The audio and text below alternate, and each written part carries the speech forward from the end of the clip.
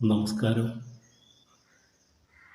ഭാരതീയ Hindu league എന്നുള്ള പേര് ഇതിനകം പല വീഡിയോകളിലൂടെ, പല പോസ്റ്ററുകളിലൂടെ പ്രചാരം ലഭിച്ചിട്ടുള്ള ഒരു ആശയമാണ്.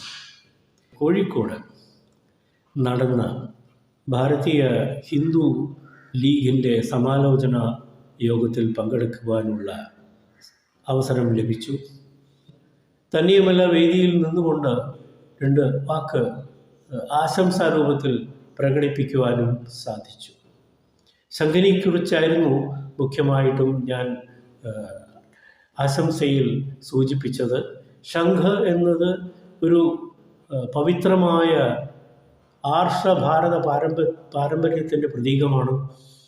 ശംഖിന് പല ഗുണങ്ങളുമുണ്ട്. അതിൽ മുഖ്യമായ 2 ഗുണങ്ങൾ: ഒന്ന്, പവിത്രീകരിക്കുവാനുള്ള ജലം തൻ്റെ ഗർഭത്തിൽ സൂക്ഷിച്ച് പവിത്രമായ തരംഗങ്ങൾ ഉപയോഗിക്കുന്നവരിൽ പ്രവഹിപ്പിക്കുവാനുള്ള ശേഷി ശംഖിനുണ്ട്.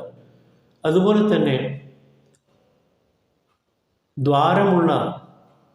മുഖദ്വാരമുള്ള ശംഖ് നാദം പ്രവഹിപ്പിക്കുവാനുള്ള ശക്തിയുണ്ട്.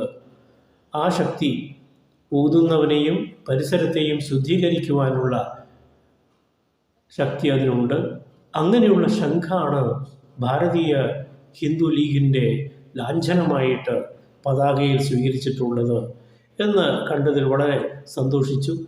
ഭാരതീയ ഹിന്ദു ലീഗ് എന്ന ഈ ഒരു സംരംഭം, പുതിയ ഹിന്ദുവിൻ്റെ ശബ്ദം എന്ന ഈ പരിഭാഷയോടുകൂടിയുള്ള ഈ സംരംഭം ഭാരതം മുഴുവൻ വ്യാപിച്ചുകൊണ്ട് ഭാരതീയരെ എല്ലാവരെയും